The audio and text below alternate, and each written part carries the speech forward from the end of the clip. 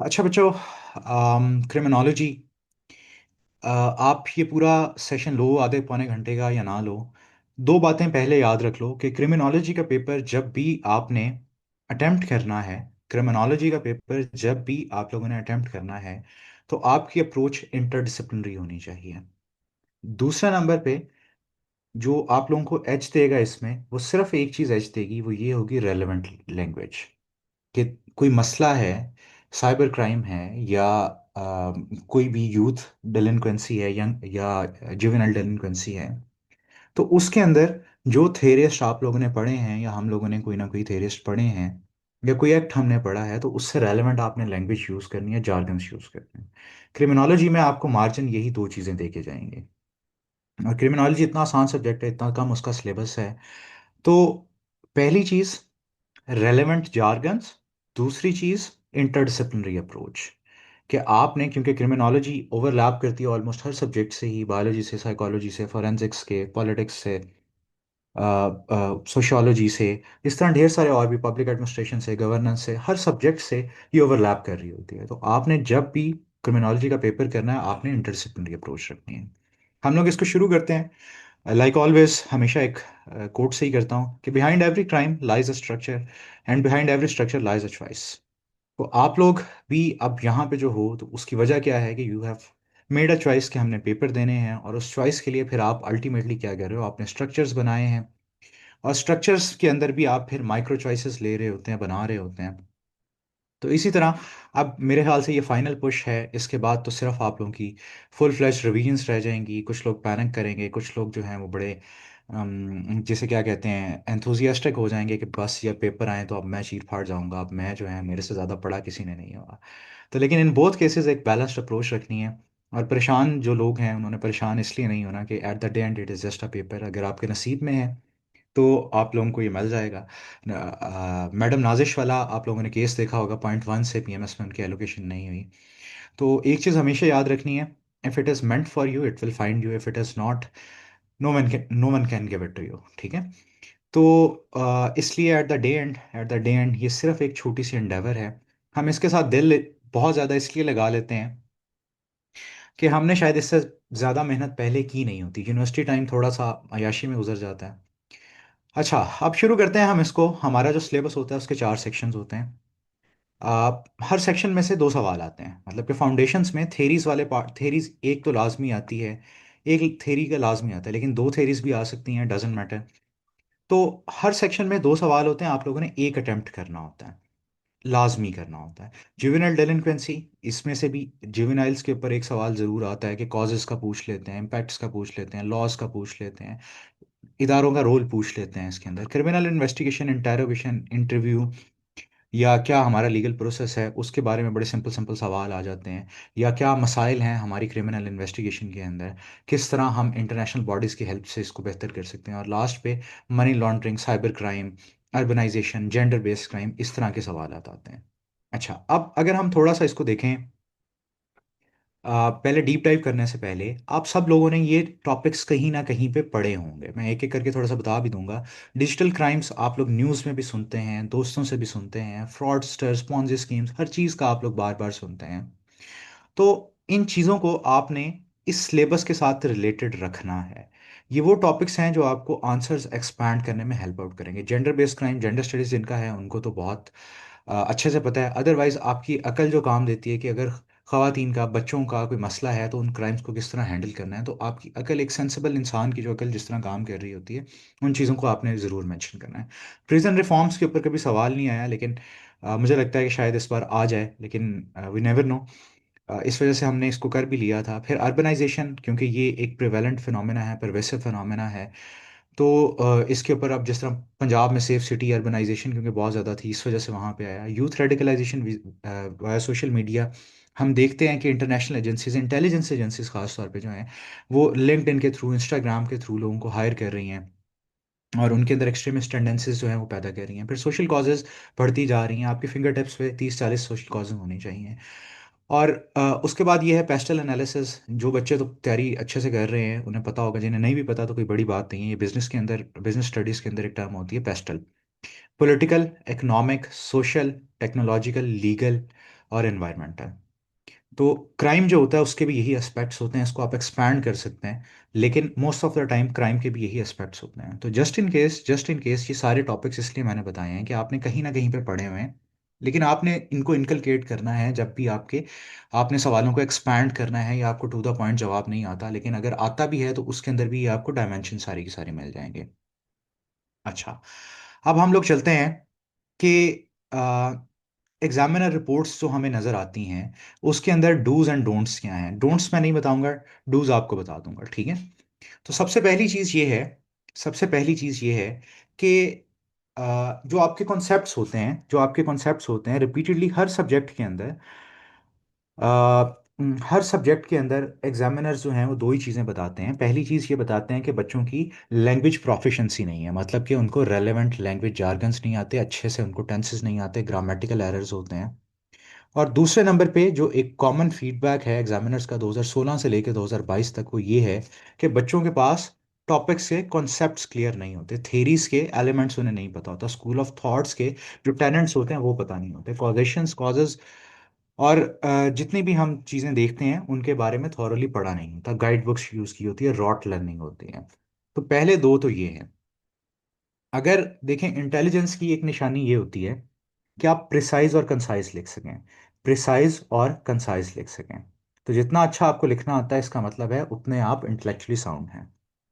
अच्छा, उसके बाद एक चीज़ ये है कि वैसे तो क्रिमिनोलॉजी के हम पेपर्स भी देखेंगे थोड़े से कि किस तरह के सवाल आए हैं लास्ट ईयर और उनको किस तरह अटेम्प्ट करना है, इसकी सारी चीज़ें। अब ये देखो, अगर लेट्स सपोज मैं ये कहता हूँ कि इस सवाल को देखो कि explain Merton's strain theory, critically elaborate its effect on youth and suggest remedies to overcome. तो सवाल में पहला मेन क्या कीवर्ड है कि थेरी को बस आप बता दो, थेरी के बारे में जो जो बेसिक नेसेसिटीज हैं या उसके जो मेन एलिमेंट्स हैं उनको आप बता दो। दूसरे नंबर पे आपने क्या करना है कि इस थेरी के बैकड्रॉप में या इसके कॉन्टेक्स्ट में हमने एक्सप्लेन करना है, एनालिसिस भी साथ में देना है कि यूथ के ऊपर स्ट्रेन का क्या इफेक्ट होता है, और इसके ऊपर फोकस किसके ऊपर है, यूथ के ऊपर। तो इस तरह आप कीवर्ड्स निकालोगे।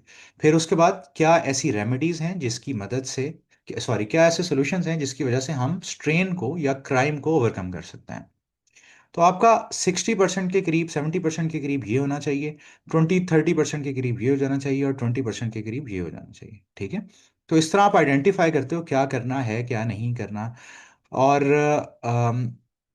इस तरह आप एक्यूरेसी और रेलेवेंस पे रहोगे। अगर आप सिंपली इस क्वेश्चन के अंदर यूज के बजाय जनरल बताने लग जाओगे, वो रिलेट तो करेंगे लेकिन वो पिन पॉइंटेड नहीं होंगे, ठीक है। तो इसलिए रेलेवेंस जो है वो मेंटेन होनी चाहिए।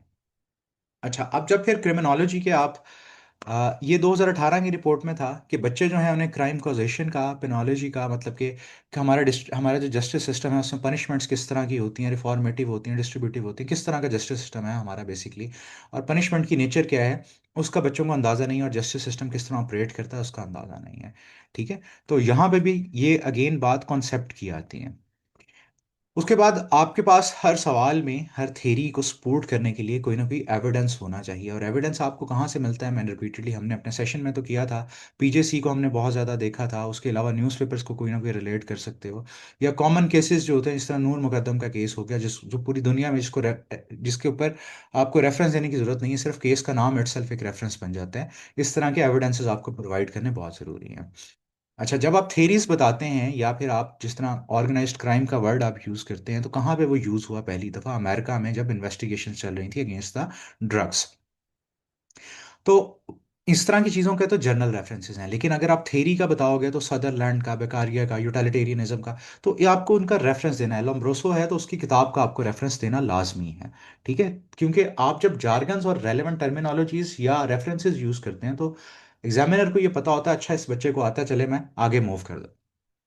अच्छा, उसके बाद अगर एग्जाम्पल जो हैं वो कंटेम्प्रेरी हो जाएं तो बहुत अच्छा है, अदरवाइज जो भी एग्जाम्पल हैं उसको आप मेंशन कर सकते हैं। अच्छा, एक चीज़ है, हर सवाल के अंदर, क्रिमिनोलॉजी के अंदर ख़ास तौर पे, आपने उस सवाल से रिलेटेड 10 से 15 की टर्म्स लाजमी यूज़ करनी है, और अगर हेडिंग्स में आप यूज़ कर लें तो उससे भी अच्छा है, ठीक है। और अगर आप उसको एक्सप्लेनेशन में या पैराग्राफ में मेंशन कर रहे हैं तो या उसको अंडरलाइन कर दें या उसको मार्कर से लिख दें। तो ये तो बच्चों ये वो सारी चीज़ें हैं जो कि हमें एग्जामिनर रिपोर्ट से पता लगती हैं। इसके बाद हम आगे चलते हैं। तो जब भी कोई भी आंसर होता है बच्चों, तो उसके कुछ पार्ट्स होते हैं। अगर मैं आप लोगों को यहाँ पे दिखाऊं तो ये introduction, conclusion, understanding, explanation, analysis और एविडेंस। इसमें सबसे इंपॉर्टेंट चीज़ जो है वो दो चीज़ें हैं जिस पे पहले फोकस करना है। वो है इंट्रोडक्शन पहले, और दूसरे नंबर पे अंडरस्टैंडिंग। इंट्रोडक्शन, कंक्लूजन आपके दोनों मिला के 4 to 6 मार्क्स आपको देता है। ठीक है। अंडरस्टैंडिंग आपको नियरली 5 मार्क्स प्रोवाइड करती है। अगर उसको लगेगा कि बच्चे ने लिखा तो सारा कुछ हुआ है लेकिन इसको अंडरस्टैंडिंग नहीं है, वो आपको 10 से नीचे फेंक देगा।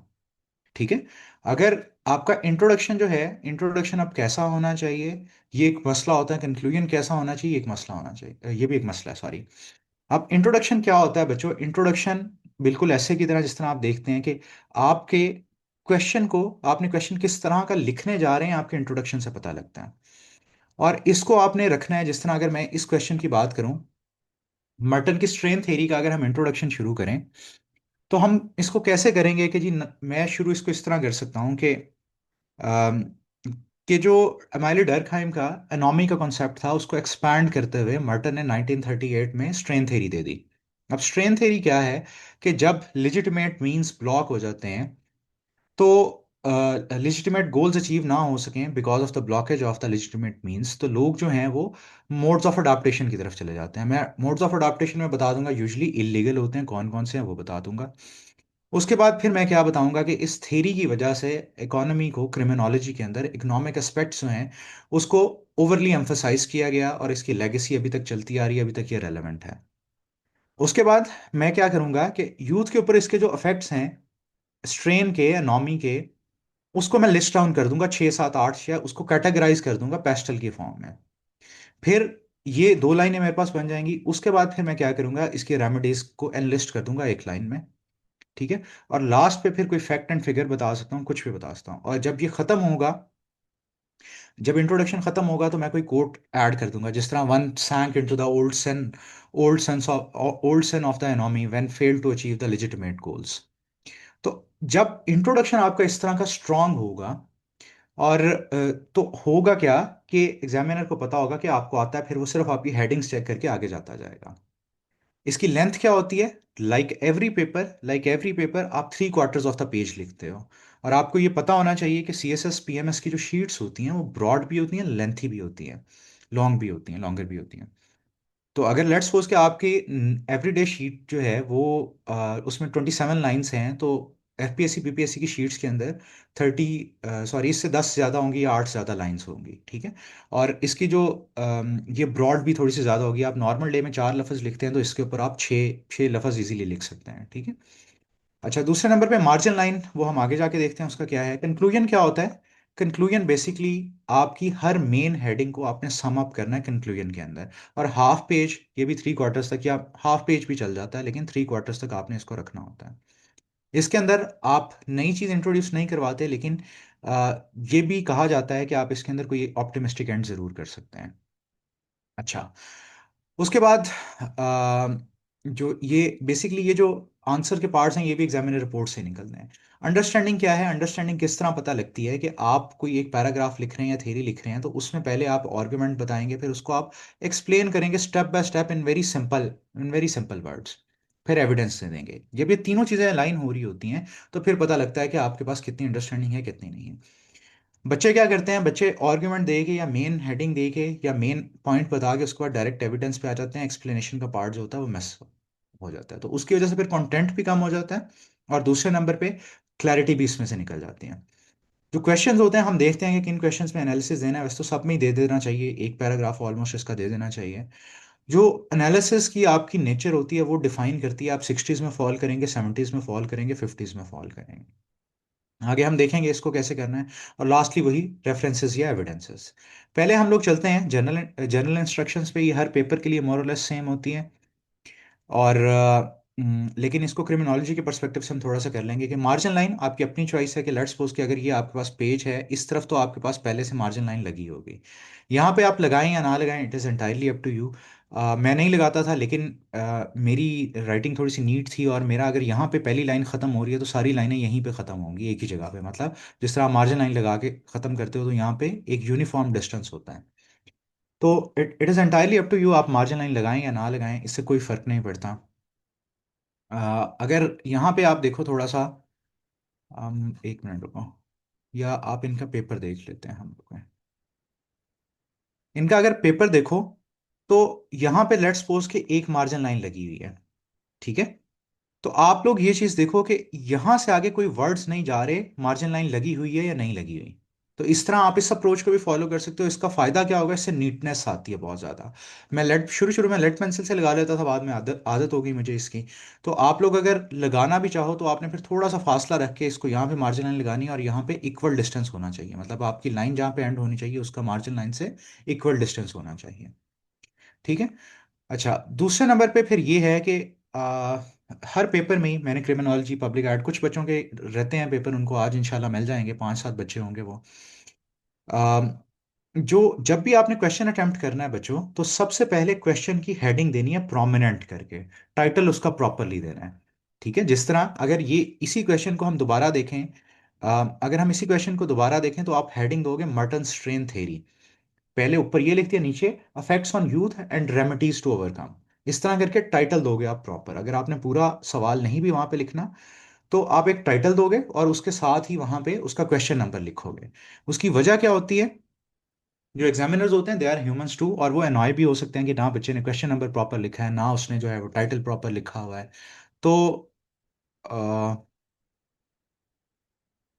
अच्छा बच्चों, आपको इसकी ना रिकॉर्डिंग मिल जाएगी, तो क्योंकि आप सारे ढेर सारे बच्चे हैं तो फिर इस तरह एक बच्चे के लिए पीछे जाना ना थोड़ा सा गैर मुनासिब हो जाता है। एंड पे हम इसको, मैं आपको ना थोड़ा सा इसकी समरी दे दूंगा, डोंट वरी। अच्छा, टाइटल आपने लाजमी लिखना है, क्वेश्चन नंबर लाजमी लिखना है, और क्वेश्चन नंबर जो यहाँ पे आपके पास पेपर्स में नजर आ रहा होगा यहाँ पे जो है वही लिखना है। बेशक आप पहले नंबर पे ये कर रहे हैं तो आप क्वेश्चन नंबर 2 लिखेंगे, दूसरे नंबर पे आप ये कर रहे हैं तो आप क्वेश्चन नंबर 7 लिखेंगे, ठीक है। तो ये बेसिक चीजें हैं जिसको आपने फोकस करना है। तीसरे नंबर पे इंट्रोडक्शन हमने कर लिया कैसे लिखना है। जो मेन आपका कीवर्ड होगा, जो मेन आपकी हेडिंग होगी, जो आइडिया होगा, कॉन्सेप्ट होगा जिसके बारे में उसने पूछा, उसके ऊपर कम से कम 10 से 12 हेडिंग्स होनी चाहिए। हर हेडिंग को अंडरलाइन करें ब्लैक मार्कर से या ब्लू मार्कर से, वो प्रोमिनेंट हो जाती हैं, थोड़ी सी प्यारी लगती हैं। और जो चीज़ें आप एग्जामिनर को पढ़वाना चाह रहे हैं या तो उसको मार्कर से लिखते हैं या उसको मार्कर से अंडरलाइन करते हैं, जिस तरह मैं अब अंडरलाइन करता जा रहा हूँ जो चीज़ इंपॉर्टेंट है, ताकि बाद में अगर आप लोग ये स्लाइड्स देखें तो आप लोग सिर्फ इन्हीं एलिमेंट्स को देखें। फ्लो चार्ट्स जो होते हैं, फ्लो चार्ट्स एज सच ज़रूरी नहीं होते, मैं पहले में भी यही कहा था। इंट्रो की हेडिंग बच्चे अलहदा दे दो, टाइटल ऊपर सबसे पहले क्वेश्चन का टाइटल अलग होगा और इंट्रोडक्शन की हेडिंग फिर अलहदा होगी, ठीक है। अच्छा, अब फ्लो चार्ट्स जो है, मैं रिपीटेडली ये कहता हूँ कि हर पेपर में ये आपका एनालिटिकल राइटिंग, एनालिटिकल रीजनिंग का पेपर है, फ्लो चार्ट्स मैटर करते हैं लेकिन बहुत कम। ये एग्जामिनर को हेल्प आउट करते हैं, जिस तरह मैंने बताया था कि जुवेनाइल डेलिंक्वेंसी के अब 30-35 रीजंस आप बैठे बैठे अभी भी अगर आपको नहीं भी पता ये होती क्या है, तब भी आप उसकी निकाल लोगे कि बच्चे क्यों क्रिमिनल्स बनते हैं। तो अब वो इतनी ज़्यादा रीजंस थी कि मैं उसके मैंने फिर क्या किया कि मैंने फ्लो चार्ट बना दिए, सिर्फ इकोनॉमिक इश्यूज लिख के नीचे 5 हेडिंग्स दे दी बस। इसी तरह फिर social issues, family issues, mental issues, psychological issues, जितने भी 7-8 हेड्स बनते थे वो करके मैंने नीचे वो बना दिया, ठीक है। तो आप ये इसलिए करते हो ताकि चेकर या एग्जामिनर की आसानी हो सके, या आपका सवाल बहुत ज़्यादा लंबा हो गया तो कंक्लूजन से पहले आप सारी चीज़ों को सम अप करने के लिए एक फ्लो चार्ट बना देते हो, ठीक है। अब कंक्लूजन क्या है, कंक्लूजन आपकी सारी मेन हेडिंग्स की समरी होती है। अगर आपके पास टाइम कम है तो आप सिंपली हेडिंग्स को देख के वहां पे एज इट इज पेस्ट करते जाओ और ऑप्टिमिस्टिक एंडिंग कर दो एक। हेडिंग आपका आर्ग्यूमेंट भी हो सकता है और हेडिंग आपकी सेल्फ एक्सप्लेनेटरी होनी चाहिए क्योंकि वो रीडेबल ज्यादा होती है। स्ट्रक्चर ऑफ द पैराग्राफ हमने ऊपर बात कर ली कि पहले आप आर्ग्यू करते हो, एक्सप्लेन करते हो, एविडेंस देते हो। अब कुछ क्वेश्चंस ऐसे होते हैं जिस तरह हमने अभी एनॉमी वाला देखा, तो इसके 2 या 4 पार्ट्स बड़े क्लियर होते हैं। एनॉमी वाले पार्ट में देखो कि उसने थेरी वाला पहले चीज पूछ ली, फिर उसने यूथ के ऊपर इफेक्ट पूछ लिए, फिर उसने उसकी रेमेडीज पूछ ली। अब ये 3 पार्ट्स हैं इसके। तो ये हमारे लिए मस्ट होता है कि हमने हर पार्ट को बहुत अच्छे से एक्टिवली एक प्रेजेंटेबल वे में वहां पे जॉट डाउन करना है। अच्छा, अब ये सब बच्चों के लिए है कि आपसे आपने ज्यादा कॉन्सेप्ट्स को एलैबोरेट एक्सप्लेन करना है रादर देन कि आप सिर्फ एग्जांपल्स देते जाएं। अब जो पास्ट पेपर्स हैं क्रिमिनोलॉजी का, क्योंकि पेपर थोड़ा सा क्रिएटिव होता है, इसका इसका ट्रेंड भी अगर आप देखो over the period of time तो आपको ये पता लगेगा, पहले सिर्फ थेरीज के बारे में पूछा जाता था। अब जो है फिर उसके बाद से इसमें क्रिटिकल एलिमेंट ऐड कर दिया, अब जो है इन दोनों को इकट्ठा कर दिया इन्होंने।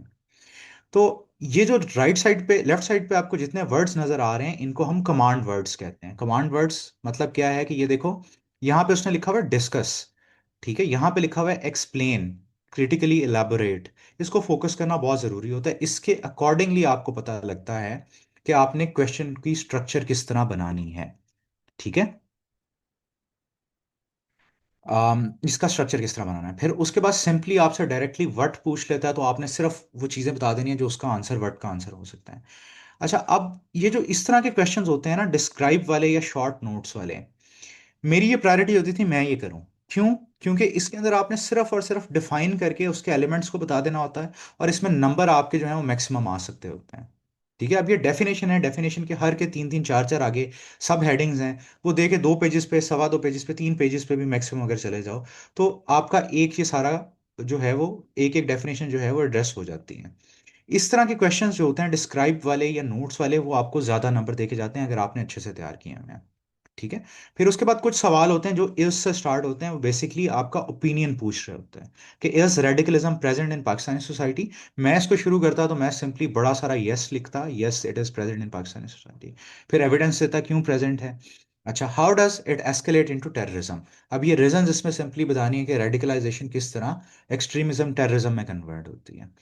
ठीक है, तो इस तरह इससे पिछले साल के पेपर पे अगर हम चलें बच्चों तो यहाँ पे भी देखो, explain how does, explain critically evaluate, explain what, direct reasons पूछने, डिस्कस, एनुमरेट, मतलब आपने सिर्फ लिस्ट डाउन करने हैं कि नंबर्स देके बताना है कि क्या क्या प्रिंसिपल्स हो सकते हैं।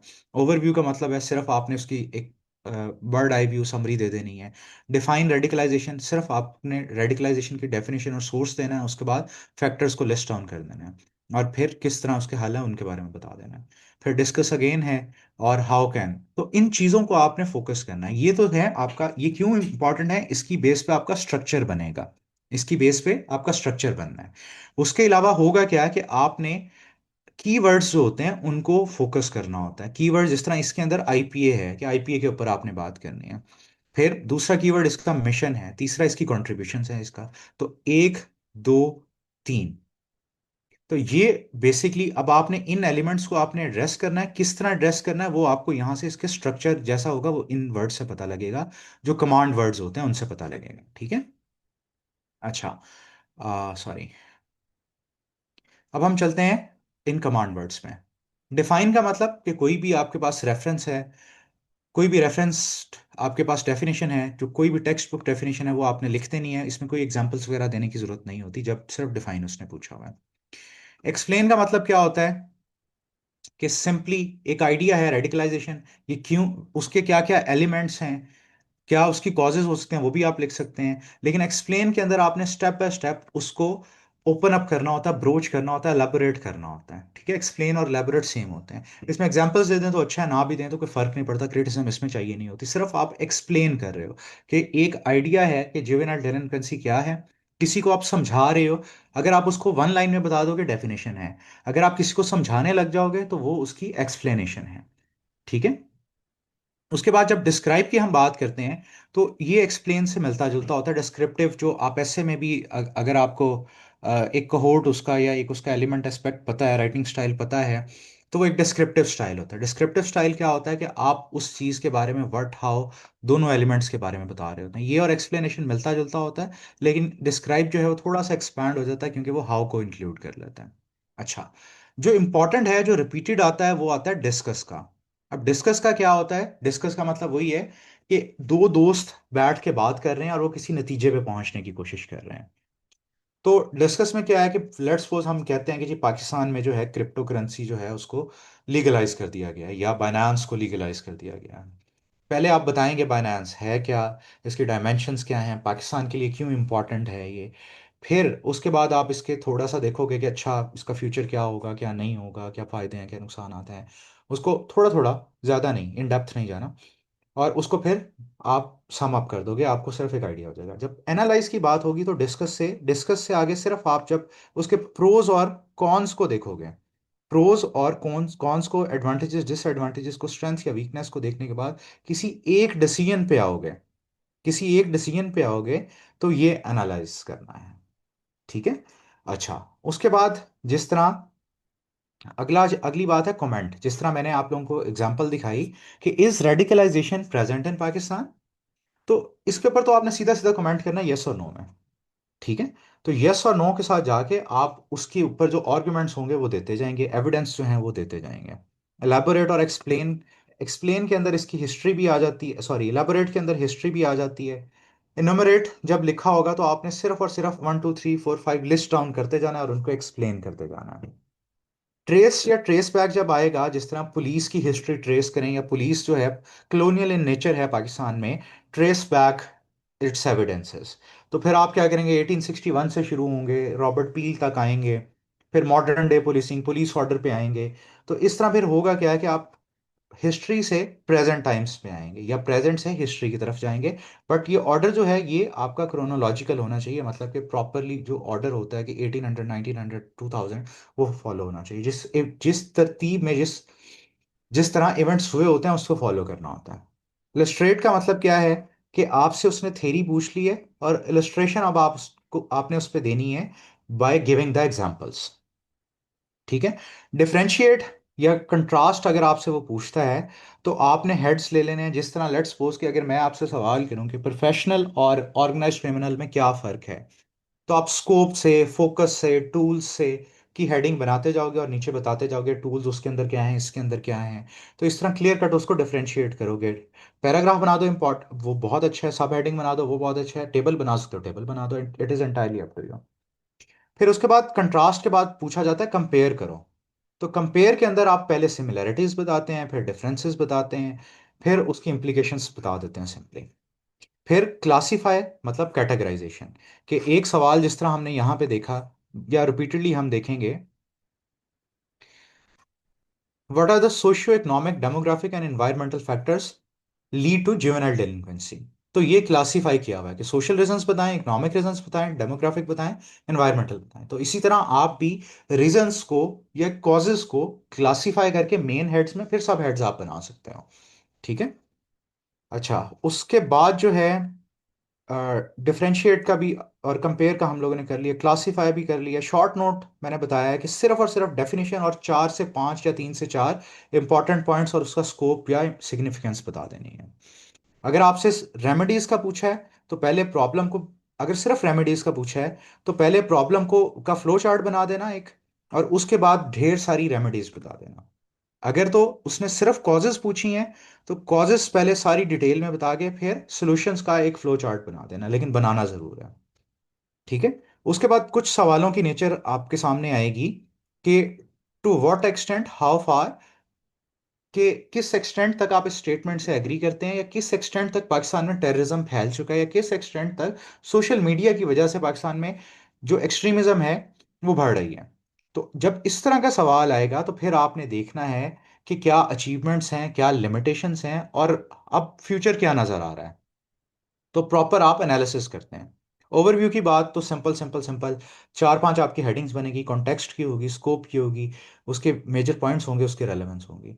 और ये मैंने बता दिया कि is, do you believe, what is your position, तो इसके ऊपर आपने एक स्टांस लेना है, उसको लॉजिकली आपने जस्टिफाई कर देना है। ये वो सारे वर्ड्स हैं जो कि 2016 से लेके अब तक इन्होंने क्वेश्चंस, जो क्रिमिनोलॉजी के क्वेश्चंस है उसमें इन्होंने यूज किए हैं। ठीक है। तो ये जो वर्ड्स हैं ये आपको हेल्प आउट करेंगे, ये आपको हेल्प आउट करेंगे कि आपने स्ट्रक्चर किस तरह का बनाना है। और अगर तो आप लोगों का, हम लोगों ने अब तक, हम सब जितने लोग हैं, हमारी एकेडमिक जर्नी जितनी हो चुकी है, 12 14 साल 16 साल पढ़ते पढ़ते गुजरी है, बेशक जैसा भी पढ़ा है, तो कुछ लोगों ने एमफिल भी किया होगा। तो अब तक हमें इन सारी चीज़ों का अंदाज़ा हो जाता है कि हमने किस तरह करना है, किस तरह नहीं करना। तो इसलिए थोड़ी सी एफर्ट करके इसको 5 10 मिनट लगा के इसको अच्छे से पढ़ लेना। ये आप लोगों के गूगल क्लासरूम्स पे भी अपलोड हो जाएंगी, वैसे यूट्यूब पे अगर अपलोड हुई तो क्लासरूम पे नहीं करूँगा। तो आपको कल रात तक या आज रात या कल सुबह तक आपको वेट करना पड़ेगा, तो सर से मैं कह के इसको अपलोड करवा दूंगा। उसके बाद जो मोस्ट इंपॉर्टेंट चीज़ है वो है टाइम मैनेजमेंट। क्यों टाइम मैनेजमेंट इंपॉर्टेंट है? अगर आप क्रिमिनोलॉजी के सवालों को देखो, कहने को एक एक लाइन के सवाल हैं। अगर इस सवाल को ही मैं ले लूं, एक्सप्लेन जुवेनाइल डेलिंक्वेंसी, तो इसको एक्सप्लेन करते हुए मुझे 3 पेजेस तो एटलीस्ट चाहिए, अगर मैं टू द पॉइंट भी करूं। उसके बाद अगर आप ये देखो तो 5 कैटेगरीज हैं या 4 कैटेगरीज हैं। 4 कैटेगरीज में अगर मैं पांच पांच भी सब हेडिंग्स देता हूँ, पांच पांच भी सब हेडिंग्स देता हूँ, तो मेरा जी बच्चे सबके लिए यूट्यूब पे अपलोड कर देंगे, डोंट वरी। तो इनके अंदर आपको 20 हेडिंग्स तो बन जाएंगी। तो आप लोग ऑन एवरेज अगर 6 पेजेस पे, अगर आप 6 पेजेस पे सवाल करते हो या 8 पेजेस पे करते हो, तो इंट्रोडक्शन कंक्लूजन को निकाल के आप लोग 10-12 हेडिंग्स लेते हो। तो यहाँ पे तो आपको डेलिबरेटली जो है वो 22-24 हेडिंग्स देनी पड़ेंगी। तो जहाँ पे एक क्वेश्चन 30 मिनट में होता है 12 हेडिंग्स का या 15 हेडिंग्स का, तो ये नेचुरली 40-45 मिनट्स पे चला जाएगा। ठीक है। अच्छा, इसके अलावा हम एक और चीज़ देखते हैं टाइम मैनेजमेंट से पहले, कि आपने क्वेश्चंस को सेलेक्ट किस तरह करना है। तो सेलेक्ट करने के लिए बड़ा आसान सा तरीका होता है। मैं ओमिट करता था कि मुझे आता क्या नहीं है, या कौन सी ऐसी चीज़ है जो मेरे लिए करना मुश्किल होगी। जिस तरह फर्ज करें कि अगर स्कोप ऑफ क्रिमिनोलॉजी हम सारे जो हैं हम कहते हैं यार इसका स्कोप पढ़ के क्या ही करना है, सिग्निफिकेंस इन पाकिस्तानी सोसाइटी, इस पे हमें सोचना पड़ेगा, अनलेस कि मैंने इस पे बहुत अच्छा से पहले सोचा हुआ है। अदरवाइज मैं कहूँगा मैं इस सवाल को नहीं कर रहा, मर्टन की थ्योरी सीधी सीधी है, इसको मैं अटेम्प्ट कर लूंगा। अच्छा, उसके बाद दूसरे नंबर पे हम सब ने जुवेनाइल डेलिंक्वेंसी मतलब ना भी पढ़ा हो कहीं पे, हमारे पास इसकी सिर्फ इस लफ्ज़ का अगर मतलब पता है तो हम इस पे लिख सकते हैं, तो मैं इसको अटेम्प्ट कर लूंगा। तीसरे नंबर पे बताया मैंने कि इम्पॉर्टेंस, और ये एक सब्जेक्टिव सा सवाल है, इसको मैं छोड़ दूंगा, और मैं नोट्स वाला जो सवाल है, क्योंकि इसमें स्कोर ज़्यादा आ सकता है, अगर एक में से एक नंबर भी आपका कट जाए फिर भी आप 16 मार्क्स इसमें ले सकते हैं, और 16 मार्क्स बहुत ज़्यादा होता है इन सब्जेक्टिव क्वेश्चन। अच्छा, उसके बाद अब जो ये हैं, ये ज़्यादातर बच्चे छोड़ देते हैं। जब मैंने भी तैयार किया था तो मैंने भी ये छोड़ दिए थे, लेकिन इस तरह के जो सवाल थे वो मुझे बहुत अच्छे लगते थे कि जिसके ऊपर मैं अपना आइडिया प्रेजेंट कर सकूँ, कोई स्टांस ले सकूँ। तो इसके ऊपर मेरे पास आर्गुमेंट्स होते थे, तो इसलिए मैं इसको चूज़ कर लेता हूँ। तो आपने भी इसी तरह करना है। पहले आपने मिट कर देने हैं, ठीक है, कि आपको क्या नहीं आता, और दूसरे नंबर पे फिर आपने देखना है आपको क्या अच्छा आता है, बहुत अच्छा क्या आता है। ठीक है। तो इसकी बेसिस पे पहले करना है, फिर दूसरे नंबर पे अगर आप टाइम मैनेजमेंट को लेके कॉन्शियस हो कि आपकी राइटिंग स्पीड नहीं है, मेरी राइटिंग स्पीड बहुत ज़्यादा थी, तो और जैसे जैसे पेपर का टाइम बढ़ता जाता था तो मैं और स्मूथ लिखना शुरू हो जाता था। तो लेकिन आपने अपने पैटर्न्स देखने हैं कि क्या आपसे स्पीडीली लिखा जाता है, आपसे नहीं लिखा जाता, या आपका हाथ लास्ट क्वेश्चन पे थकना शुरू हो जाता है। तो जिन बच्चों का हाथ लास्ट क्वेश्चन तक जाते जाते थकना शुरू हो जाता है, उनको सबसे एंड पे शॉर्ट क्वेश्चन रखना चाहिए, मतलब कि जिसकी लेंथ आप 6 पेजेस 7 पेजेस पे ख़त्म कर सको। ठीक है। अच्छा, एक और मैथ ये है कि सारे क्वेश्चंस की लेंथ एक जैसी होनी चाहिए, इससे कोई फर्क नहीं पड़ता, इससे कोई भी फर्क नहीं पड़ता। अब लेट्स सपोज कि मुझे ये सवाल आता है, बहुत अच्छा आता है, और मैं कहता हूँ कि मैं इस पे 40 मिनट में 12 या 15 पेजेस लिख देता हूँ, और ये क्वेश्चन मुझे बस ओकेश आता है, और इस पे मैं 7 सफ़े लिख सकता हूँ। तो यहाँ पे जो मेरा एक आधा मार्क्स कटेगा वो यहाँ पे ज़्यादा लिखने की वजह से वो ज़्यादा भी आ सकता है इस क्वेश्चन में। ठीक है। तो इस तरह आपने रैशनली चलना है चीज़ों को लेके। अगर सारा पेपर ना करें तो बाकी क्वेश्चंस के मार्क्स मिलते हैं। हाँ जी बच्चे, आपने अगर ये देखो ना, सेक्शन ए आपने एक सवाल किया तो इसके नंबर तो आपको मिलने ही मिलने हैं ना। सेक्शन बी में से एक किया, इसके मिलने हैं, अगर दो के नहीं किए तो ऑब्वियसली इसके नंबर आपको नहीं मिलेंगे। तो लेकिन मैं ये आपको सजेस्ट करूंगा, मैं आप लोगों को ये सजेस्ट करूंगा कि आपने क्वेश्चन कोई नहीं छोड़ना, बस आपके माइंड में कोई छोटी सी बात भी है तो आपने अपने लफ्ज़ों में उसको लिख ज़रूर देना है, क्योंकि अगर आपने कुछ नहीं लिखा तो 0 मार्क्स आपके कंफर्म है। कुछ लिखा है, हो सकता है एग्जामिनर को आपकी कोई बात समझ आ जाए, 2 नंबर 4 नंबर 5 नंबर आपको मिल जाए उसमें। ठीक है। अच्छा, अब जहाँ तक बात है, जहाँ तक बात है, सवालात हम मैं लेता हूँ आप सबके, बल्कि सवालात हम एंड पे लेते हैं ताकि बहुत लंबा सेशन ना चले, आप लोगों का जो वक्त है वो मेरे से बहुत ज़्यादा कीमती है इस वक्त। तो सवालात मैं सबके लास्ट पे वो करता हूँ, एड्रेस करता हूँ। अब बात आती है टाइम मैनेजमेंट की। जो मेरा कोई बच्चा बता सकता है कितने बजे है इसका पेपर? क्रिमिनोलॉजी का 9 बजे है, 11 बजे है, कितने बजे है पेपर इसका? मैंने डेट शीट नहीं देखी। लेकिन जल्दी जल्दी प्लीज़, जिसने भी बताना है। 9 बजे। Thank you Ayesha. अच्छा, अब ये देखो कि 9 से 12, ये सारे पेपर में स्ट्रेटेजी ऑलमोस्ट सेम होती है। अब आपका पेपर 9 से लेके 9:30 तक आपके पास जो होगा, वो होगा आपके पास ऑब्जेक्टिव का। और क्रिमिनोलॉजी का ऑब्जेक्टिव इतना आसान होता है। और ऑब्जेक्टिव में एक ही बात याद रखनी है, या आपको आता है या नहीं आता। अगर तो 7-8 दोस्त इकट्ठे बैठे हैं तो शायद कोई एक आधा बंदा हेल्प कर दे। लेकिन वहाँ पे इतने ज़्यादा इन्विजिलेटर्स होते हैं, और डिस्ट्रप्शन भी होती है। करने वाले कर भी लेते हैं, लेकिन मैं आप लोगों को ये सजेस्ट करूँगा कि 10 से 12 मिनट में आपने एमसीक्यूज को कवर कर लेना है। 10 से 12 मिनट में करके आपने हाथ रेस कर लेना और एग्जामिनर से कहना मुझे सब्जेक्टिव पेपर दे दो। इसका आपको फायदा क्या होगा, आपके पास एडिशनली 15 से 20 मिनट आ जाएंगे। एडिशनली 15 से 20 मिनट बहुत ज़्यादा टाइम होता है। जब आप सीट पे जाके बैठते हो, आई होप कि आप लोगों की ये पहली अटेम्प्ट है, और मैं हर किसी को हर सेशन को यही दुआ देता हूँ, पब्लिक आर्ट वालों को भी, कि पहली और आखिरी अटेम्प्ट ही होनी चाहिए, आपको दूसरी अटेम्प्ट तक जाना ही नहीं चाहिए, क्योंकि ये रास्ता फिर बहुत मुश्किल हो जाता है। तो जब आप जाके बैठते हो 10-15 मिनट पहले, मतलब आप 8:30 चले जाओगे, 8:45 चले जाओगे, 50 मिनट पे चले जाओगे, तो आपको शीट पहले मिल जाएगी। मार्जिन लाइंस जिन्होंने लगानी है वो पहले लगा लेंगे। तो ये जो 15-20 मिनट होंगे, इसमें मैं आप लोगों को ये सजेस्ट करता हूँ कि अपनी शीट की लास्ट वाले पेज पे जाके, आंसर शीट के लास्ट वाले पेज पे जाके, जो जो क्वेश्चन आप लोगों ने करने हैं उनकी मेन हेडिंग्स वहां पे बना के रख लें। एक ही दफा ब्रेनस्टॉर्म कर लें इस टाइम के अंदर, ताकि बाद में आपको सोचना ना पड़े। क्वेश्चन सेलेक्ट करते हुए 5-10 मिनट लगते हैं, यूजली लगते हैं। ठीक है, और लिखते हुए आप थकते भी हैं, एग्जॉस्ट भी होते हैं, नींद भी पूरी नहीं होती, प्रेशर बहुत ज़्यादा होता है। घर वाले भी आगे पीछे होते हैं, बच्चा सीएसएस देने जा रहा है और बच्चा एक्सपेक्टेशन के प्रेशर में होता है। और उससे बुरी बात ये होती है, आप एग्जाम हॉल में जाते हो, आपको सारे जानने वाले मिल जाते हैं। फिर कुछ लोग बुरा भला भी कहते हैं, कुछ सलाम दुआ भी कर लेते हैं। तो इसलिए आपके ऊपर मेंटल प्रेशर असल में सबसे बड़ा प्रेशर होता है इस सारे टाइम में। तो इससे पहले कि आप थकें, आप कोई आर्गुमेंट भूलें, आप लोग क्वेश्चन पेपर के लास्ट वाले पेज पे जाके सारी हेडिंग्स ऊपर रफ वर्क की हेडिंग देके उस पेज के ऊपर question wise major major headings गंदी गंदी बेशक लिख लेना, ताकि आपको बाद में जब आप क्वेश्चन अटेम्प्ट करो आपको जीरो से ना सोचना पड़े। तो लेट्स सपोज आपने पेपर शुरू किया है 9:40 पे। 9:40 पे मैं झूठ नहीं बोलूंगा, क्योंकि मेरा शुरू शुरू शुरू में मुझे लिखने में मुश्किल होती थी। तो मेरा पहला क्वेश्चन 40-45 मिनट्स तक चला जाता था, और मैं पैनिक कर जाता था फिर। 9:40 से लेके ऑन एवरेज, वैसे तो होना ये चाहिए कि 10-20 पे आपका पहला सवाल खत्म हो जाए, अगर आप 9:40 पे कर रहे हैं। इसके पैरेलल अगर मैं ये देखूं कि आप लोगों ने एमसीक्यूज जो है वो, सॉरी हाँ ठीक है, एमसीक्यूज अगर आपने लिए हैं 9:30 पे दिए हैं, और उसके बाद 10 मिनट सोचा है, तो 9:45-50 पे तो आप पहला क्वेश्चन शुरू करोगे, तो फिर टाइम आगे जाता जाएगा। फिर आप रोबोट नहीं है, आपको थोड़ा सा टाइम चाहिए होता है। 10:20 पे, 10:25 पे आप अगला क्वेश्चन शुरू कर रहे हो। एक आधा मिनट तो लगता ही लगता है, ठीक है। तो इसको आप 35 मिनट्स दूसरे क्वेश्चन को अगर आप देते हो, तो आपको बड़ा सिंपली पता लगेगा कि ये 10:55 तो यहाँ पे ऐसे ही हो जाएंगे। अगर लंबा सवाल हुआ तो 10:11 भी पूरे बच सकते हैं। उसके बाद आप 12 बजे तक आपके पास 30-30 मिनट्स हैं। तो इस वजह से मैं पहले कह रहा था कि लास्ट क्वेश्चन आप लोगों ने कोशिश करनी है कि क्रिमिनोलॉजी के अंदर खास तौर पे वो होना चाहिए जो शॉर्ट है। ये आपने पहले से आइडेंटिफाई कर लेना है। थर्ड ये वाला लिखा जाता है, और एट टाइम्स ये होता है कि लास्ट वाले क्वेश्चन में प्रेशर इतना बन जाता है कि आप 20 मिनट में भी ये कर लेते हो। अब टाइम आपको कहाँ से बचेगा, टाइम आपको सारा का सारा ऑब्जेक्टिव से बचेगा। अदरवाइज क्रिमिनोलॉजी का पेपर अक्सर लोगों का पूरा नहीं होता।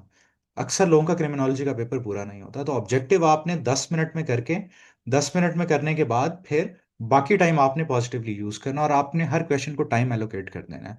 अगर कोई क्वेश्चन जिस तरह जुवेनाइल डेलिंक्वेंसी की कॉजेज वाला है, वो बहुत लंबा है, तो आपने हेडिंग्स बना के दो दो चार चार, दो दो तीन तीन लाइनें लिख देनी है उसमें, ठीक है। अच्छा, उसके बाद आ, हम उसके बाद ऐसा भी होगा कि आप लोगों को कोई सवाल नहीं आते होंगे। और जब मैं प्रेप कर रहा था, मैं तो एनालिसिस कर लेता था पूरा कि कौन सा आना चाहिए कौन सा नहीं आना चाहिए। क्रिमिनोलॉजी का सिलेबस वैसे तो थोड़ा सा है, लेकिन मैंने जब दोनों दफ़ा पेपर दिए थे तो मैंने दोनों दफ़ा इसको छोड़ दिया था, क्योंकि मुझे पता था कि लीगल सिस्टम में से कोई ना कोई सवाल ज़रूर आ जाना है। मैंने जुवेनाइल डेलिंक्वेंसी के अलावा और कुछ भी नहीं किया था।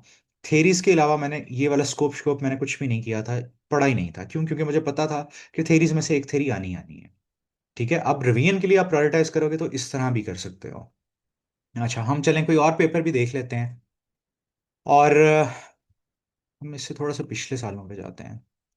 अच्छा, अब ये देखो, अब इस साल में फिर क्या हुआ कि अब दूसरी मेरी जितनी भी क्लासेस थी उसके अंदर मैं एक स्लाइड जरूर बनाता हूँ कि what if you don't know anything. Paper में आपको इम्प्रोवाइज करना पड़ता है, सिचुएशन के अकॉर्डिंगली आपको स्टेप अप करना पड़ता है। आप जो पढ़ के जाएंगे उसमें से नहीं आएगा। जो आप पढ़ के जाएंगे उसमें से 60-70% आपको आता होगा, बाकी सारा आपको इम्प्रूव करना होगा। तो एक बात याद रखनी है कि आपने जो अब पढ़ा है सिर्फ वो आपकी तैयारी नहीं है। बचपन से लेके school life, college life, university life, professional life, social life, family life, उसके अंदर से आपको ढेरों सारी चीजें मिल जाएंगी। कभी किसी इंसान ने कोई बात कही होगी जो आपको बड़ी कंपेलिंग लगी होगी, किसी टीचर ने कोई कोट बताया होगा, कोई इंस्टाग्राम पे, फेसबुक पे, किसी भी जगह पे आपको कोई कोटेशन मिली होगी, वो आप यहाँ पे लिख सकते हो। जिस तरह मैंने आप लोगों को बताया कि सेक्शन 1 जो है, ये सेक्शन तो मैंने वैसे ही छोड़ा हुआ था। अब मैंने क्या करना था फिर, अब उन्होंने सिंपली पूछा हुआ है कि क्या मेजर्स हैं रॉबरीज को, डकैतीज को रोकने के लिए, या urban street criminality, street crimes को रोकने के लिए। अब ये एक ऐसी चीज है कि आप इसको देखोगे, इनिशियली इसको देखोगे तो मेरे जैसा बंदा देखता तो इनिशियली तो मैं भी परेशान होता कि यार ये तो मैंने पढ़ा नहीं, अब मैं क्या करूं। तो फिर मैं क्या करूंगा, मैं अपनी कॉमन सेंस को लेके आऊंगा। रॉबरी या डकैती को रोकने के लिए क्या ही मेजर्स हो सकते हैं, ठीक है। तो उसमें मेरे माइंड में जो 15-20 आएंगे मैं उस वक्त इसको लिख दूंगा। तो आपने इम्प्रोवाइज करना है इन दिस वे कि रॉबरी एक होनी नहीं, आपने हमेशा खबरों में कहीं ना कहीं देखा होगा। तो किस तरह होगा आपके माइंड में, फिर सेफ सिटी जैसी एग्जांपल्स भी आएंगी, सेफ सिटी जैसी एग्जांपल्स भी आएंगी, और भी ढेर सारी आएंगी। तो इस तरह की क्वेश्चंस में आपको इम्प्रोवाइज करना पड़ेगा अगर आपने तैयार नहीं किए हुए, लेकिन इसको छोड़िएगा मत। अब इसका फिर क्या, मैंने जिस तरह यहाँ पे बताया था, स्लाइड्स पे बताया था, स्लाइड्स में क्या बताया था, अगर आपको कुछ नहीं भी आता तो आपने फिर क्या करना है, सॉरी एक मिनट दीजिएगा, पेस्टल एनालिसिस लगा देना। पॉलिटिकल क्या आप मेजर्स ले सकते हैं, आप जो है इकोनॉमिक मेजर्स क्या ले सकते हैं, सोशल मेजर्स क्या ले सकते हैं, टेक्नोलॉजिकल मेजर्स क्या ले सकते हैं, लीगल मेजर्स क्या ले सकते हैं, एनवायरमेंटल मेजर्स आप क्या ले सकते हैं। इस तरह और भी बहुत सारे होते हैं। आप एआई को किस तरह यूज कर सकते हैं, आप अवेयरनेस किस तरह क्रिएट कर सकते हैं। और कोई भी मसला है, जुर्म जो है, कोई भी जुर्म जो है उसकी रूट कॉज क्या हो सकती है, सबसे प्राइमरी रूट कॉज एजुकेशन हो सकती है। तो इस तरह करके आप ये 6 या 7 के फिर आगे सब हेडिंग्स बना के ये आपको क्वेश्चन इजीली 12-14 नंबर दे सकता है। तो इसलिए क्वेश्चन छोड़ना नहीं है, कोई भी क्वेश्चन छोड़ना नहीं है अगर नहीं भी आता। अच्छा, उसके बाद अब ये देखो, जुवेनाइल के ऊपर इन वन वे और द अदर हमेशा सवाल आया है। इसके अंदर इंस्टीट्यूशन का रोल क्या है, प्रोफेशनल काउंसलिंग का क्या है, ये भी आपको, आपने पढ़ी है नहीं पढ़ी, आप इसको लिख सकते हो। या फिर अगर वो नहीं करना तो ये पुलिस को क्या चैलेंजेस हैं, ये भी हम डेली लाइफ में देखते हैं। पुलिस में जिन बच्चों को जाने का शौक होता है उन्हें ज़्यादा पता होगा। क्राइम सीन क्यों इंपॉर्टेंट है इन्वेस्टिगेटर्स के लिए, एविडेंस उसके अंदर होता है, विटनेसेस उस वहाँ पे होते हैं, और ढेर सारी बातें हैं। सर्च पैटर्न्स क्या हैं, अगर इस तरह का सवाल आएगा तो मैं रिकमेंड करूंगा, जिस तरह जोनल जोन है या पैरेलल ग्रिड सिस्टम है, इस तरह और भी जितनी भी इसकी टाइप्स हैं उनकी डायग्राम्स जरूर बनानी है आपने, ठीक है। क्योंकि ये 2-2 4-4 लाइनों में इनका आप बता सकते हैं, तो इसलिए डायग्राम्स बहुत ज़रूरी होती हैं। फिर टेररिज्म रेडिकलाइजेशन पे हर साल सवाल है। मुझे लगता है कि इस साल जो है वो जेंडर बेस्ड क्राइम्स के ऊपर होगा, या जेंडर मेन स्ट्रीमिंग के ऊपर भी हो सकता है। और एफआईए इंपॉर्टेंट टॉपिक है, इसको भी कर लीजिएगा। उससे थोड़ा सा पीछे अगर हम चलें तो देखो, यहाँ पे फिर मर्टन की थेरी आती है, नहीं तो सोशल बॉन्ड्स थेरी आ जाएगी, सदरलैंड की आ जाएगी, कोई और आ जाएगी। जुवेनाइल के ऊपर रिपीटेडली रिपीटेडली रिपीटेडली, पुलिस के ऊपर रिपीटेडली, जेंडर बेस्ड क्राइम पे यहाँ पे आया हुआ है। और इन्वेस्टिगेशन के ऊपर एक सवाल लाजमी होता है। और कम्युनिटी पुलिसिंग और इंटेलिजेंस लेड पुलिसिंग, ये नए टॉपिक्स हैं, इन पे कम आया हुआ है, लेकिन कम्युनिटी पुलिसिंग पे आ सकता है इस साल भी। तो क्रिमिनोलॉजी का सिलेबस इतना छोटा सा है कि आपको इसको लेकर परेशान होने की ज़रूरत ही नहीं है। अच्छा, उसके बाद अगली बात ये आती है कि टाइम मैनेजमेंट इसमें एक ट्रबल हो सकती है, उसको आप लोगों ने देखना है। अब मैं सवालात आप लोगों के एड्रेस कर देता हूँ, किसी और बच्चे का भी कोई सवाल भी तो सवाल है तो आप उसको भी देख लें। अच्छा आयशा, बच्चे, अ, जो लेंथ होती है ना आंसर की, वो मैटर नहीं करती। मैटर क्या करता है, मैटर ये करता है कि क्या आपने सवाल का जवाब दिया है या नहीं दिया। आपने सवाल का जवाब 4.5 सफ़े में दे दिया, 5 में दे दिया, प्रिसाइजली, कंसाइजली, इंटेलिजेंटली दे दिया है, कोटेशंस भी आ गई हैं, रेफरेंस भी आ गए हैं, फैक्ट्स भी आ गए हैं, सब कुछ आ गया है, तो आपको नंबर मिल जाएंगे। अगर किसी बच्चे ने 15 पेजेस पे आंसर लिख दिया और उसने जो चीज़ पूछी गई है उसको एड्रेस नहीं किया, तो हो सकता है उसके 8 नंबर आ जाएं, ठीक है। अगर अच्छा, इसमें आयशा बच्चे एक और चीज़ ये होती है कि मैं कैलीग्राफी करता था, तो मेरी राइटिंग जो थी वो थोड़े बेल बूटे होते थे उसके अंदर। तो मैं शनाइडर का पेन यूज़ करता था या M&G का करता था। तो पहले पेपर के बाद आपको अंदाज़ा हो जाता है, या दूसरे पेपर के बाद, कि आपके साथ क्या होने वाला है, आपके हाथ के साथ, आपकी आपके आर्म के मसल्स के साथ। तो जो शनाइडर है उसकी जो टिप है वो थोड़ी सी ब्रॉड थी, और उसके जो ग्रिप करने की जगह थी वो भी थोड़ी सी ब्रॉड थी। तो मैं ये करता था, मैं ये करता था कि अगर मैंने दो क्वेश्चन ब्रॉड ग्रिप से किए हैं ना, तो एक क्वेश्चन फिर मैं नैरो ग्रिप से करता था। क्योंकि उसकी वजह ये होती थी कि मेरे हाथ के मसल्स जो है ना फिर उसके अकॉर्डिंगली एडजस्ट हो जाते थे, थकते नहीं थे। तो इस तरह आपने खुद से फाइंड आउट करना है कि आपके लिए क्या चीज़ काम कर सकती है। मतलब कि कोई चौड़ी ग्रिप है तो शुरू उससे कर दें, बाद में फिर बीच में एक पतली ग्रिप वाले पेन से लिख लें, फिर चौड़ी ग्रिप पे आ जाएं। It is entirely up to you. आपने इधर वन वे और द अदर आपने जो है वो काम पूरा करना है, टास्क अचीवमेंट आपने लाजमी करनी है। अच्छा, उसके बाद आई होप कि आयशा बच्चे मैंने आपके सवाल का जवाब दे दिया होगा। अब ऐस बच्चे 10 से 12 हेडिंग्स का मतलब 10 से 12 बॉडी पैराग्राफ, ठीक है। ये बिल्कुल सही है। मेरा थोड़ा सा पैटर्न थोड़ा सा डिफरेंट होता था, दोनों दफ़ा मेरा सेम ही था, और दोनों दफ़ा मेरे 75+ ही नंबर थे। तो उसमें ये होता था कि मेरे एक पेज पे 3 या 4 हेडिंग्स होती थी, और हर हेडिंग के नीचे 3 या 4 लाइनें ही होती थी, लेकिन मेरी हेडिंग जो होती थी वो आर्ग्यूमेंट होता था, तो मैं एक्सप्लेनेशन और एविडेंस बाद में ऐड कर देता था। अगर आप हेडिंग दे के बाद में आर्ग्यूमेंट देते हो तो फिर आपका ये 5 लाइनों पे चला जाएगा, क्योंकि अच्छी खासी लाइन्स होती हैं। 5 लाइनों का मतलब एक लाइन में आप 6 लफ्ज़ भी लिखें तो 30-40 लफ्ज़ आपके बन जाते हैं 5-6 लाइनों के, ठीक है। तो 30-40 लफ्ज़ भी लिख सकते हो आप, 70 पे भी लेके जा सकते हो, लेकिन इतने बड़े पैराग्राफ्स कोई पढ़ता नहीं है, ठीक है। तो हेडिंग ज़रूरी नहीं है। ये ज़रूर मैंने कहा है कि आपका जो मेन सवाल पूछा हुआ है उसके ऊपर 10 से 12 मेन हेडिंग्स आपकी होनी चाहिए, बढ़ भी सकती हैं कम भी हो सकती हैं। अच्छा, आई होप के अवैस बच्चे मैंने आपका जवाब दे दिया होगा। और पेपर, सैम्पल पेपर अभी इस वक्त मेरे पास मौजूद नहीं है, लेकिन और इस वक्त आप देखिएगा भी नहीं कोई सैम्पल पेपर। तो उसकी रीज़न बड़ी सिंपल सी है कि इस टाइम आप वैसे ही, आप लोगों को नींदें नहीं आ रही, खाने नहीं हजम हो रहे, पैनिक किया हुआ है हर बच्चों ने, और बहुत सारे बच्चों को तो जवाब भी नहीं दिए जाते क्योंकि इतने मैसेज आए होते हैं। तो आपका जो अपना स्टाइल है, एक चीज़ याद रखिएगा, ये मैं शायद पहले बताना भूल गया, जो आपकी फाइनल बैटल होती है उसमें आप अपनी स्ट्रेंथ पे खेलते हैं, वीकनेस पे नहीं खेलते हैं। हमेशा अपनी स्ट्रेंथ पे खेलते हैं। आपको पता है कि प्रेजेंटेशन में आपकी स्ट्रेंथ क्या है, आपकी पैराग्राफ राइटिंग में क्या स्ट्रेंथ है, उस पे खेलना है, वीकनेस पे नहीं खेलना। और आप लोगों ने एफएससी भी की है, मैट्रिक भी की है, ढेर सारी और भी डिग्री सर्टिफिकेशंस की होंगी, तो अभी तक तो पेपर राइटिंग का पता लग गया होगा। जो प्रेजेंटेशन होती है उससे 2-3 मार्क्स का ही पता लगता है। अच्छा। अच्छा, इन्वेस्टिगेशन टेक्निक्स में हम search method, interview method, interrogation technique सब लिखेंगे। अच्छा बच्चे, ये डिपेंड करता है तहरीम बच्चे कि आपसे सवाल क्या आया हुआ है। अगर वो आपसे पूछता है कि इन्वेस्टिगेशन टेक्निक्स क्या होती हैं, तो सबसे पहले तो आप डिफाइन करोगे इन्वेस्टिगेशन है क्या, ठीक है। आप सबसे पहले डिफाइन करो कि इन्वेस्टिगेशन है क्या। जब आप इन्वेस्टिगेशन को डिफाइन कर लोगे तो फिर उसके बाद आप उसकी टेक्निक्स को बताना आसान हो जाएगा। मेरा तरीका ये है, जो मेरे स्टूडेंट्स हैं, मैं बहुत अच्छा उस्ताद ना भी सही, लेकिन जितना भी हूँ मेरा तरीका ये होता है कि मैं हर चीज़ के साथ ना कीवर्ड्स अटैच कर लेता हूँ। कीवर्ड्स अटैच करने का फ़ायदा क्या होता है कि आपको पता होता है आपने लिखना है क्या नहीं लिखना। तो इन्वेस्टिगेशन आप किस तरह कर सकते हो, ट्रेडिशनली क्या तरीका है, आप इन्वेस्टिगेशन के लिए किसी से सवालात कर सकते हो, इंटेरोगेशन जिसको हम बोलते हैं। आप सर्वेलेंस करते हो, मतलब मॉनिटरिंग करते हो। उसके बाद आप क्या करते हो कि आप विटनेस की स्टेटमेंट्स ले सकते हो, ये भी इन्वेस्टिगेशन का एक प्रोसेस है। फिर क्राइम सीन पे जाते हो, ये भी है। एविडेंस कलेक्शन, एविडेंस को सिक्योर करना, चेन ऑफ कस्टडी को मेंटेन करना, और उसके बाद प्रॉपर बैग्स में जो जो प्रोटोकॉल्स हैं उनको फॉलो करना, उनको डॉक्यूमेंट करना। केस डायरी जो है वो भी एक उसकी टेक्निक है। फिर डीएनए फोरेंसिक्स वगैरह या बैलिस्टिक्स वगैरह, ये भी उसकी एक टेक्निक है। तो ये सारी आप उसके अंदर लिखोगे, और इंटरव्यू इन्वेस्टिगेशन का एक पार्ट होता है, ठीक है। तो आप उस पर भी एक पैराग्राफ लिख सकते हो। प्रोफाइलिंग इसका एक पार्ट होता है, आप उस पर एक पैराग्राफ लिख सकते हो। फिर आप जो है जो साइबर फोरेंसिक्स होते हैं, साइबर इन्वेस्टिगेशंस जो होती हैं, उसको आप लिख सकते हो कि आप उसकी हिस्ट्री पे चले जाओ, और ये सारी चीज़ें।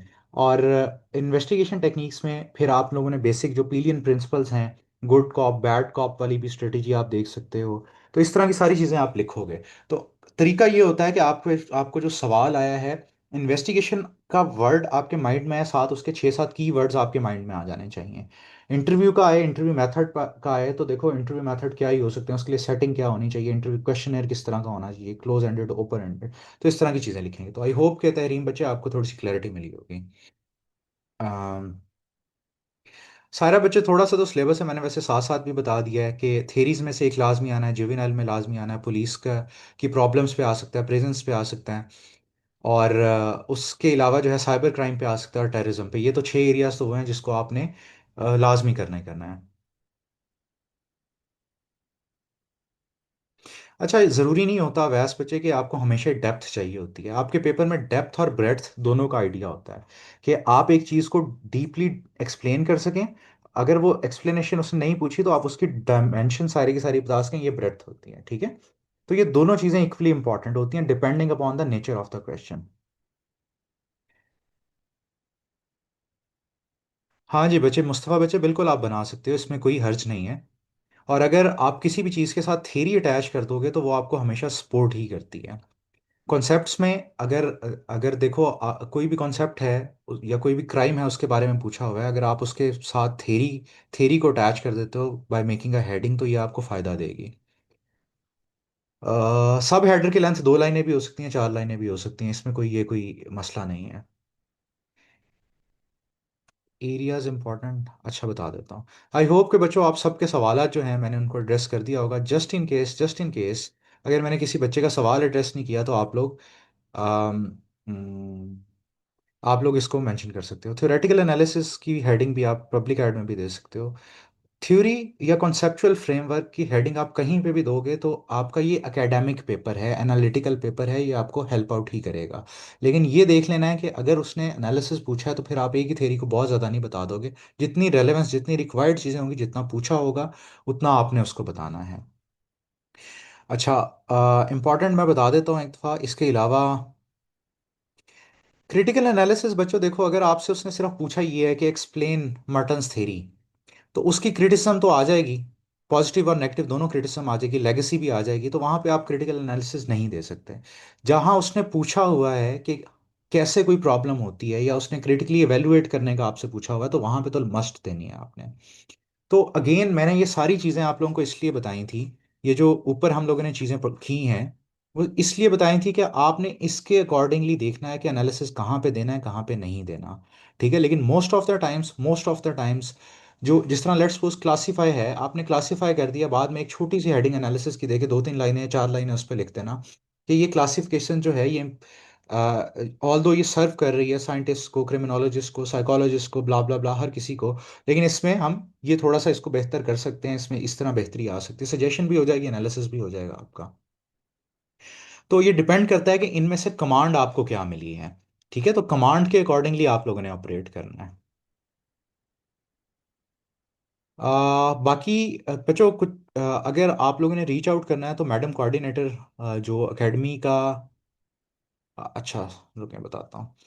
तो एकेडमी के पेज के ऊपर जो नंबर है, तो आपको मैडम कोऑर्डिनेटर को रीच आउट करना पड़ेगा। तो वहाँ पे ही सारे सोर्सेज वगैरह जो हैं वो एड्रेस हो जाएंगे। और जो रेफरेंसेस हैं बच्चे, सरफराज बच्चे, यूएनओडीसी का मैंने बताया था सेशंस में भी, United nation office on drugs and crime, आपके जितने मेजर क्राइम्स हैं उनके ऊपर इनकी रिपोर्ट्स हैं, बेशक वो सेक्सुअल अब्यूज़ हो, साइबर क्राइम हो, कुछ भी हो, इनकी रिपोर्ट्स यूएनओडीसी की उसके ऊपर होती हैं। तो अब अगर आपके ऊपर सवाल आया है कि स्ट्रेन थेरी जो है, आप उसके ऊपर सिंपली आपके पास कोई रेफरेंस नहीं आ रहा, आप यूएन ओडीसी की रिपोर्ट को उसके अंदर रेफर कर सकते हो, या डेफिनेशन जिस तरह ऑर्गेनाइज्ड क्राइम जब हमने पढ़ा था तो उसकी डेफिनेशन यूएन ओडीसी से मिली, या टेररिज्म की पाकिस्तान की अपनी डेफिनेशन भी है लेकिन यूएन ओडीसी ने भी इसकी डेफिनेशन दी हुई है। तो इस तरह आप इसको स्वीपिंगली तो यूज़ नहीं कर सकते, आपने उसके अकॉर्डिंगली देखना है कि कहाँ पे हम इसके कंटेंट को यूज़ कर सकते हैं और अकॉर्डिंगली मेंशन कर सकते हैं, ठीक है। और की एरियाज में बता देता हूँ। पास्ट पेपर्स बच्चों मैं किस तरह आप लोगों के साथ शेयर कर रहा हूँ। जी बच्चे, उसका कुछ ना कुछ तो लिखना पड़ेगा ना, ऐसे तो नहीं आप सिर्फ उसका नाम तो नहीं लिख सकते ना। जिस तरह मैंने आपको बताया कि अगर ऑर्गेनाइज क्राइम पे सवाल आया है तो यूएनओडीसी की डेफिनेशन की तरफ से डेफिनेशन लिखी होगी, नीचे आप यूएनओडीसी लिख देना। या आप जिस तरह हमने ये पढ़ा था कि जो ऑर्गेनाइज्ड क्राइम है उसमें 30% ऑफ द टाइम्स वेपन्स या किलिंग्स या पुली क्राइम्स इन्वॉल्व होते हैं, तो ये लाइन लिख के आप नीचे यूएनओडीसी का लिख देंगे। रेफरेंस देने का वही तरीका है जो हम बचपन से करते आ रहे हैं। कोर्ट कोर्ट लिखा हुआ है तो उसके नीचे लिखते हैं, फैक्ट लिखा हुआ है तो according to UNODC, as per UNODC, और आगे हम फैक्ट लिख देंगे लेकिन इसको हाईलाइट कर देंगे। तो तरीका वही है। ठीक है। और फैक्ट्स एंड फिगर्स आपको हमेशा याद नहीं रह सकते, हम इंसान हैं, हम रोबोट्स नहीं हैं, तो इसलिए थोड़ा सा ऊपर नीचे भी हो जाए तो कोई फर्क नहीं पड़ता इससे, लेकिन वैलिड होने चाहिए। बच्चे, पास्ट पेपर्स मैं कैसे शेयर कर सकता हूँ आप लोगों के साथ? मैं चलें जो यूट्यूब पे हम जब इसको अपलोड करेंगे ना, तो जो इसके पास्ट पेपर्स होंगे, वो फिर मैं ड्राइव का लिंक ऐड कर दूंगा, वहां से आप लोग डाउनलोड कर लीजिएगा। तो कल सुबह तक आप लोगों को इसका इंतजार करना पड़ेगा, तो ये यूट्यूब पे अपलोड हो जाएंगे। तो कोई भी रेफरेंस है, पीजेसी का हो, आपका नेशनल जस्टिस सिस्टम का हो, या किसी का भी हो, आ, तो हाँ चलें ये कर लेंगे कि आपके मेन ग्रुप में इसको शेयर करा दूंगा, जो कम्युनिटी है ना उसके अंदर मैं आप लोगों को ये शेयर करवा दूंगा इसके पेपर। कोई और सवाल है तो बच्चों पूछो, अदरवाइज फिर मैंने आप लोगों का ढेर सारा वक्त ले लिया। आई होप कि कुछ ना कुछ आप लोगों को सीखने को मिला होगा, कुछ ना कुछ आप लोगों को पैनिक कम हुई होगी। जो एरियाज हैं मेन वो क्या है कि आपने थेरीज लाजमी करनी है। थेरीज के साथ क्रिमिनोलॉजी का स्कोप क्या है, क्रिमिनोलॉजी और क्राइम, क्रिमिनल लीगल सिस्टम या क्रिमिनल लॉज में क्या फ़र्क है, इसको देख लीजिएगा। फिर जुवेनाइल डेलिंक्वेंसी लाजमी देखनी है। जो अब पेपर आ रहे हैं 2-3 सालों से, इसके अंदर जेनेरिक बातें पूछी जा रही हैं। तो वही बात है, दोबारा से मैं कहूँगा कि अगर आप लोगों को कुछ समझ नहीं आता और रिवीजन के टाइम पे आप क्वेश्चन उठा के जीपीटी को दें, उसकी मेन हेडिंग्स वहाँ से लें। और कमांड असल में मैटर करती है कि कमांड आपने कितनी अच्छी दी हुई है, तो उसके अकॉर्डिंगली आप लोग फिर आप लोग जो है उन हेडिंग्स को याद कर लें। जुवेनाइल डेलिंक्वेंसी ये ज़रूर करनी है, इसकी कॉजेज, इसके सॉल्यूशंस क्या हैं, इंस्टीट्यूशंस का रोल क्या है जुवेनाइल डेलिंक्वेंसी में। और सेक्शंस वगैरह ना भी मेंशन करें तो इससे कोई भी फर्क नहीं पड़ता, कोई भी फर्क नहीं पड़ता। फर्दर आप ये देखो कि पुलिस का रोल क्या है, इन्वेस्टिगेशन के मसाइल क्या हैं, इन्वेस्टिगेशन को बेहतर कैसे कर सकते हैं। और लास्ट पे cyber crime, radicalisation, extremism, terrorism, FIA का रोल और मनी लॉन्ड्रिंग, ये इंपॉर्टेंट टॉपिक्स हैं। सिलेबस सारा ही बन जाता है ऑलमोस्ट ये। लेकिन इसमें से आपके पास चॉइस ये होती है कि आप मेन मेन एक एरिया के ऊपर फोकस कर सकते हैं। और उसके बाद लास्ट पे ये है कि जब मैं तैयारी कर रहा था तो एक शेर था बड़ा खूबसूरत, दो शेर थे। एक का मुझे मिसरा याद है, एक मुझे पूरा याद है कि चले थे यार कि मिल जाएगी कहीं ना कहीं फलक की दश्त में तारों की आखिरी मंजिल। तो आप शुरू कर बैठे हैं, तो अब जो मंजिल है उसको देना रब का काम है। और वो कभी ना कभी मिलती है, इन वन वे और द अदर। और अगर हो तो बहुत अच्छा, ना हो तो ज़िंदगी रुकती नहीं है, ज़िंदगी के अपने रास्ते होते हैं और ज़िंदगी आपको बहुत अच्छी जगह पे ले जाती है। और दूसरा, आप सिर्फ 10 दिन है बीच में, मैं दुआ को हूँ कि इसमें आप बिल्कुल ठीक ठाक रहें और मेंटली सेन रहें और आप लोग पैनिक ना करें। तो मैं, मेरे जितने नोट्स थे उनके ऊपर एक एक लाइन लिखी मिलती थी मुझे, क्योंकि मैंने अब अपने रूम से सारे के सारे नोट्स वगैरह निकाल दिए हुए हैं, बुक्स वगैरह निकाल दी हुई हैं। तो जब मैं निकाल रहा था कुछ दिन पहले, तो मुझे उस पर नज़र पड़ी, वो यही थी कि हमें नींद उसी दिन आएगी जब देखेंगे आबाद तुझे। तो अब जब इतना अरसा आपने मेहनत कर लिया, तो ये 10 दिन आपने हौसला नहीं छोड़ना, और जितना ज़्यादा आप काम कर सकते हैं वो आपने करना है। बाकी अगर ये आपके नसीब में है तो उसको कोई ले नहीं सकेगा, अगर नहीं है नसीब में फिर कोई दे नहीं सकेगा। तो विद दैट जी, अगर कोई और सवाल नहीं है, आई होप कि मेरा कुछ ना कुछ इस सेशन का फ़ायदा ज़रूर हुआ होगा। और विद दैट जी, ढेरों दुआएं, अल्लाह हाफ़िज़, खुश रहें, ख्याल रखें।